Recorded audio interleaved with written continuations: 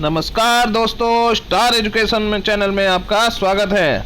आज हम लेके आए हैं हिंदी का एक नया चैप्टर जो है संधि।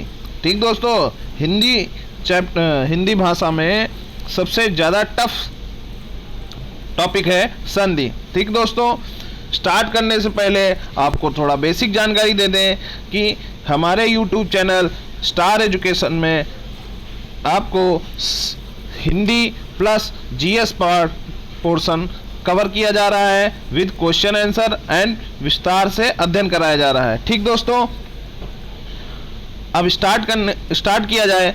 ठीक है दोस्तों, संधि दो समर्पित वर्णों के मेल से जो विकार उत्पन्न होता है या परिवर्तन उत्पन्न होता है उसे क्या कहते हैं? संधि। क्या कहा जा रहा है? दो समीपवर्ती वर्णों के मेल से, जो समीपवर्ती वर्णों के मेल से जो विकार उत्पन्न होता है या परिवर्तन होता है वो क्या कहलाता है? संधि। ठीक दोस्तों, अब आते हैं नेक्स्ट पॉइंट पे। मिले वर्णों को फिर मूल अवस्था में ले आने को संधि विच्छेद कहते हैं। जैसे कोई विच्छेद मतलब वर्ण है जो मिल गए हैं, उनको फिर से मूल अवस्था में लाने की क्रिया क्या कहलाती है? प्रक्रिया संधि विच्छेद कहलाते हैं। ठीक दोस्तों, अगले भाग में आते हैं संधि के भेद। संधि के भेद कितने प्रकार के होते हैं? संधि के भेद हमारे 3 प्रकार के होते हैं मेन। ठीक है दोस्तों, तो कौन कौन से हैं? स्वर संधि, व्यंजन संधि और विसर्ग संधि। ठीक दोस्तों, तो स्वर संधि कितने प्रकार के होते हैं? स्वर संधि के जो होते हैं वो 5 प्रकार के होते हैं। ठीक दोस्तों, कौन कौन से? जिसमें पहली बात तो स्वर संधि का बेसिक जान जाइए कि 2 स्वर संधि में 2 स्वर ही मिलते हैं। ठीक है, शब्द के अंत में और शब्द के प्रारंभ में 2 स्वर जो होते हैं उनको मिलन से ही स्वर संधि का होता है उत्पन्न। ठीक है दोस्तों, तो स्वर संधि कितने प्रकार के होते हैं? 5 प्रकार के। दीर्घ संधि, गुण संधि, वृद्धि संधि, यण संधि और अयादि संधि। ठीक दोस्तों, आगे बढ़ते हैं। अब समझते हैं दीर्घ संधि। दीर्घ संधि में क्या है? आ और आ मिलकर बड़ा आ हो जाता है। ठीक दोस्तों, ई और ई मिलकर बड़ी ई हो जाती है और ऊ मिलकर बड़ा ऊ हो जाता है। ठीक दोस्तों, दीर्घ संधि में हमारा बड़ा, बड़ी ई और ऊ, बड़ा ऊ से जो का मिलन होता है वही दीर्घ संधि कहलाती है। ये ट्रिक है, आपको समझने को आसानी मिलेगी। ठीक दोस्तों, अब दूसरे में आते हैं हमारा गुण संधि। गुण संधि में क्या होता है? स्वर में आ और बड़ा होता है और इधर मिलाप होता है ई से। ठीक दोस्तों, बड़ी ई से, बड़ी ऊ से, बड़े ऊ से और री से। तो क्या बनता है? 3 फॉर्म में बनता है, ए, ओ और री। ठीक दोस्तों, आ और ई मिलके ए बनता है, आ और बड़ी ई मिलके ए बनता है, बड़ा और बड़ी ई मिलके ओ बनता है, बड़ा ऊ और ओ मिलके बड़ा ओ बनता है, आ और री बनके री बनता है। ठीक दोस्तों, आगे बढ़ते हैं। वृद्धि संधि। तीसरा क्या है? वृद्धि संधि। वृद्धि संधि में क्या है? आ और बड़ा ए और ए से मिलकर क्या बन जाता है? ए, बड़ा ए। ठीक दोस्तों, इसी प्रकार आ और बड़ा मिलके ओ और ओ से, ओ और औ से मिलके बड़ा ओ हो जाता है। ठीक दोस्तों, इस तरह ये वृद्धि संधि हो गई। अब आगे बढ़ते हैं यण संधि। यण संधि में क्या होता है? ई, उ और री का स्वर किसी भी स्वर से मिलन होता है तो क्या में किस में परिवर्तित हो जाता है? या, वा और रा में। किस में परिवर्तित हो जाता है? या और रा में। ठीक दोस्तों, या, वा और रा में परिवर्तित हो जाता है। अब आते हैं 5वें में अयादि संधि। अयादि संधि में क्या होता है? ए और ओ औ का किसी भी स्वर से मिलन होता है, किसी भी स्वर से मिलन होता है तो ऐ, आए, आओ और आओ में परिवर्तित हो जाता है। अब देखते हैं हम लोग कुछ उदाहरण देखते हैं तो अच्छे से समझ में आएगा। ठीक, अब जैसे दीर्घ संधि में हम लोग क्या उदाहरण थे? धर्म प्लस अर्थ। तो क्या हुआ था? धर्म आया। ठीक, इसमें आया, फिर आया, तो क्या हो गया? बड़ा। ठीक, तो धर्मार्थ।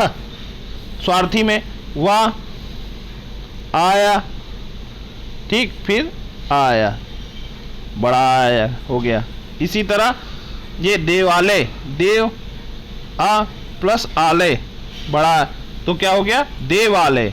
ठीक दोस्तों, इसी तरह नौ आपका आता है, नौ प्लस आगत, नवागत। सत्य प्लस आग्रह, सत्याग्रह। परीक्षा प्लस अर्थी, परीक्षार्थी। सीमा प्लस अंत, सीमांत। महा प्लस आत्मा, महात्मा। विद्या प्लस आलय, तो क्या है? बड़ा और बड़ा मिलके विद्यालय। अति प्लस ई, तो छोटी और बड़ी, छोटी मिलके क्या होगा? बड़ी, अतीत। कवि प्लस इंद्र, छोटी और छोटी मिलके कवींद्र, बड़ा बन गया। गिरीश, इसी तरह गिरीश है, छोटी और बड़ी मिलके बड़ी बन गया गिरीश। ठीक दोस्तों, परीक्षा प्लस इच्छा, तो इसमें बड़ी और छोटी मिलके क्या हो गया? बड़ी, परीक्षा। ठीक है, बही प्लस इंद्र, बहींद्र। योगी प्लस इंद्र, योगींद्र। रजनी प्लस ईश, रजनीश। योगी प्लस ईश्वर, देखिए बड़ी और बड़ी मिलकर क्या हो गया? बड़ी। ठीक है, तो ये बेसिक चीज समझ रहे होंगे। बड़ा और बड़ा मिलके बड़ा हो जाता है। ठीक है, और ई मिलके बड़ी ई हो जाती, ऊ और ऊ मिलके बड़ा ऊ हो जाता। तो कुल मिला के बड़ा आ होगा, बड़ी ई होगी, बड़ा ऊ होगा। ठीक है, आगे बढ़ते हैं। अब गुण संधि के उदाहरण देखते हैं। नर प्लस इंद्र, नरेंद्र। नर प्लस ईश, नरेश।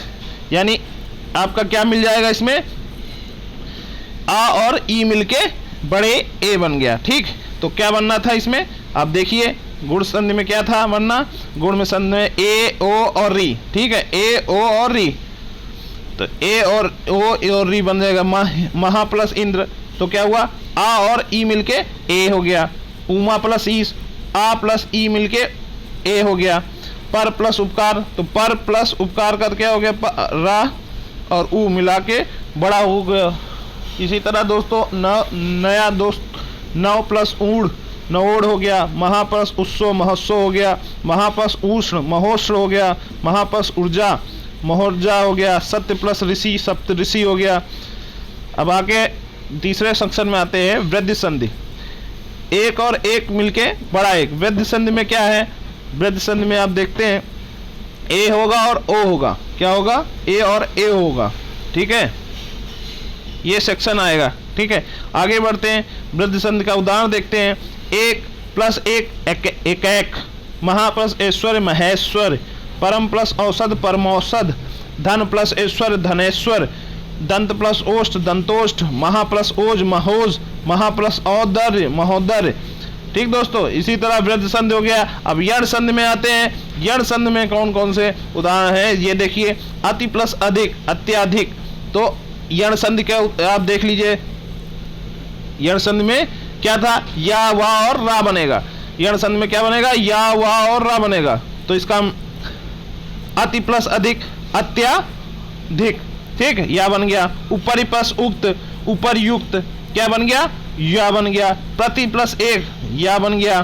ठीक है, इति प्लस आदि, इत्यादि। तो इस तरह ये आपका या बन गया। नी प्लस ऊन, न्यून हो गया। देवी प्लस आगमन, देवागमन हो गया। सखी प्लस ऐश्वर्य, सखेश्वर हो गया। सुख प्लस अच्छद, स्वच्छद हो गया। सु प्लस आगत, स्वागत हो गया। अनु प्लस इत, अनिवर्ती हो गया। अनु प्लस ऐषण, अन्वेषण हो गया। वधु प्लस आगमन, वधुगामन हो गया। अनु प्लस इत, अनिवर्ती हो गया। अनु प्लस ऐषण, अन्वेषण हो गया। वधु प्लस आगमन, वधागमन हो गया। मात्र प्लस इच्छा, मात्र इच्छा हो गया।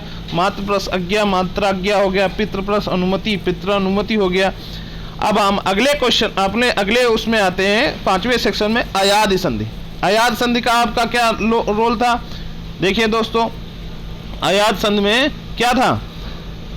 अयाद में था ए और किसी भी स्वर से मिलेगा तो ए हो जाएगा, ए मिल जाएगा और किसी स्वर से मिलेगा आय हो जाएगा, ओ मिलेगा तो औ हो जाएगा, औ मिलेगा तो औ हो जाएगा। ठीक दोस्तों, तो अब अयाद संधि का उदाहरण देखते हैं। ने प्लस अन, नयन। नय प्लस इक, नाइक। पो प्लस इत्र, पवित्र। पौ प्लस अन, पावन। गय प्लस अंक, गायक। पो प्लस अन, पवन। गो प्लस इस गवीस, नौ प्लस इक नाविक, भव प्लस उक भावुक। ठीक दोस्तों, इस तरह हम लोगों का स्वर संधि खत्म हो गई है। अब नेक्स्ट में आते हैं व्यंजन संधि। 3 संधि हुई थी, स्वर संधि, व्यंजन संधि और विसर्ग संधि। तो व्यंजन संधि में आते हैं। व्यंजन संधि में क्या होता है, पहले वर्ण का, आधा का, चा, टा, ता, पा, पहला वर्ग जो होता है का, चा, टा, किसी भी उसका स्वर से या किसी वर्ग के तीसरे वर्ण से या चौथे वर्ण से या अंतस्थ व्यंजन से मिलता है तो पहला वर्ग क्या हो जाता है, अपने वर्ग के तीसरे वर्ण। जैसे का है तो गा हो जाएगा, चा है तो जा हो जाएगा, टा है तो डा हो जाएगा, ता है तो दा हो जाएगा, पा है तो बा हो जाएगा। ठीक है, किससे किससे मिलेगा, स्वर से, किसी भी वर्ग के तीसरे वर्ण से और चौथे वर्ण से। ठीक दोस्तों, आगे बढ़ते हैं। सेकंड वाला, वर्ग के पहले वर्ण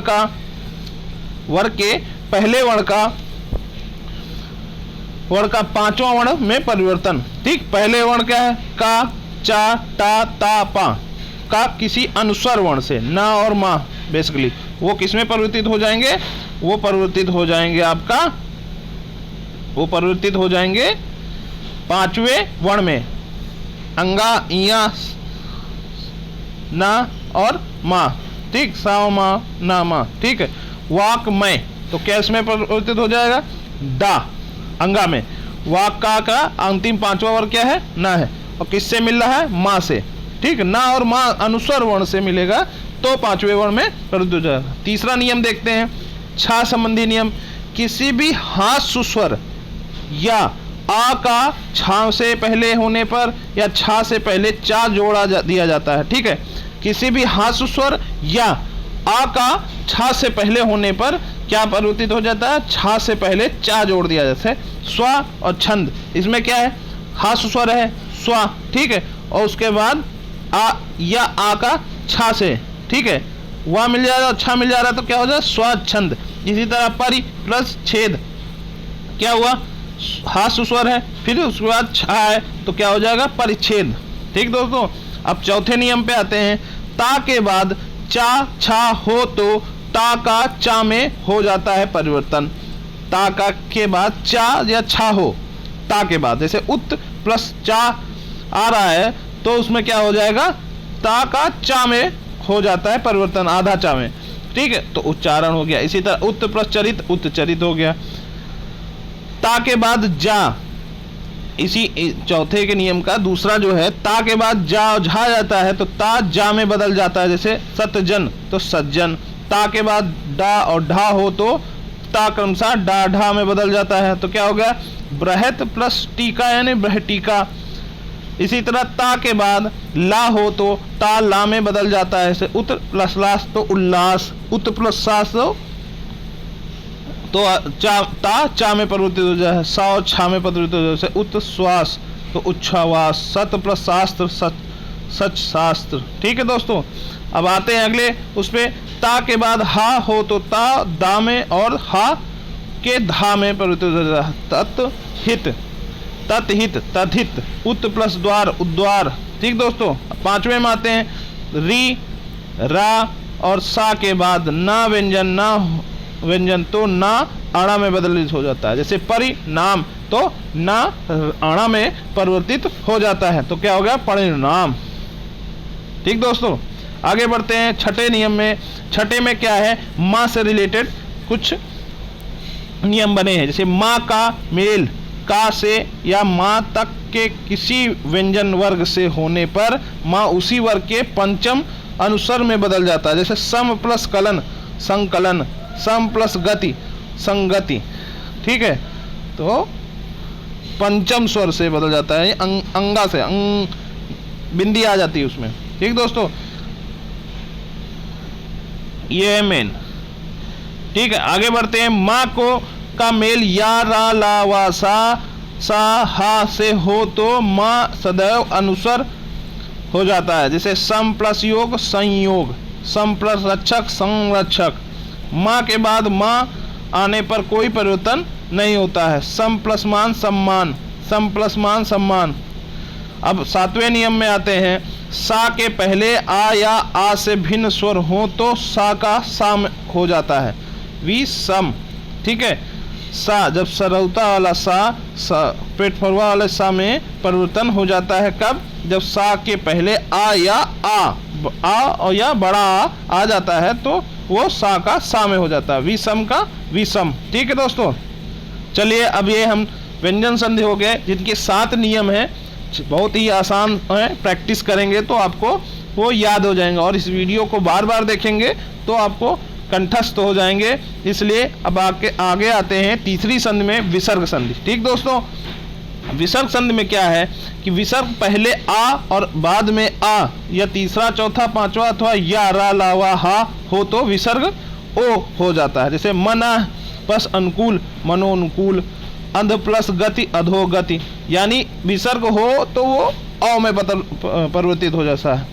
अपवाद पुनः एवं अंत में विसर्ग का रा पुनः हो जाता है। जैसे अपवाद हैं 2, पुनः और अंत, उसमें अपवाद हैं वो क्या है, रा में परिवर्तित है। पुनः प्लस मुद्रण तो पुनः मुद्रण। ठीक है, रा विसर्ग के पहले आ और आ छोड़कर कोई स्वर हो और बाद में आ उ तो या तीसरा चौथा पांचवा वर्ण या रियारा लावा में से कोई भी हो तो विसर्ग री हो जाता है। नी प्लस आस निराश निराशा, नी प्लस धन निर्धन, दुर्बल प्लस। ठीक है दोस्तों, इसी का तीसरा नियम है सा, विसर्ग से पहले स्वर बाद में चा छा सा हो तो का सा हो जाता है, हो तो सा हो जाता है। नी प्लस चिंता निश्चिंत, नी प्लस छल निश्चल। ठीक दोस्तों, सा क्या है, विसर्ग। सा क्या है, विसर्ग के पहले ई और उ और बाद में का खा गा डा ढा पा में कोई में से कोई भी वर्ण हो तो विसर्ग सा हो जाता है। क्या हो जाता है, सा। ठीक है, नी प्लस कपट निष्कपट, धनु प्लस टंकर धनुष्टंकर, ये चीज आ जाती है आपकी जब ये सब वर्ड आते हैं। धनु विसर्ग के पहले ई उ के और बाद में का खा गा घा जुड़ जाते हैं। तो आगे बढ़ते हैं 5वें नियम में, सा क्या है, विसर्ग के बाद ता या था हो तो विसर्ग सा हो जाता है। जैसे विसर्ग है फिर उसके बाद ता आया तो क्या हो जाएगा दोस्तों, विसर्ग के बाद ता आया तो क्या होगा, आधा सा हो जाता है। नी प्लस तेज आया तो निस्तेज आ गया। ठीक दोस्तों, इसी तरह आप छठे नियम में आते हैं, विसर्ग का लोप हो जाना। विसर्ग का लोप हो जाना, जैसे विसर्ग के बाद छा लुप्त हो जाए और चा का आगमन हो जाए तो अनु प्लस छेद अनुच्छेद, यानी जब छा विसर्ग के बाद छा हो तो लुप्त हो जाता है। ठीक है, छा लुप्त हो जाता है और चा आ जाता है। ठीक है, अनु प्लस छेद तो अनुच्छेद। ठीक है, छत्र प्लस छाया तो छत्र छाया। इसी तरह सेकंड नियम आता है, विसर्ग के बाद रा हो तो, विसर्ग के बाद रा हो तो विसर्ग लुप्त हो जाता है और पहला स्वर दीर्घ हो जाता है। जैसे नी प्लस रोग नी रोग, नी प्लस रस नी रस। ठीक है, तो पहला स्वर दीर्घ हो जाता है, नी और नीर। ठीक, विसर्ग से पहले आ या आ हो और विसर्ग बाद कोई भी भिन्न स्वर हो तो विसर्ग का लोप हो जाता है। जैसे अंत प्लस ए तो आ और आ हो और विसर्ग के बाद कोई भी भिन्न स्वर हो तो आ, पहला तो आ हो गया। ठीक, फिर विसर्ग के पहले और बाद में ए और ओ आ गया, मतलब ए स्वर आ गया तो अंत विसर्ग विलुप्त हो गया है।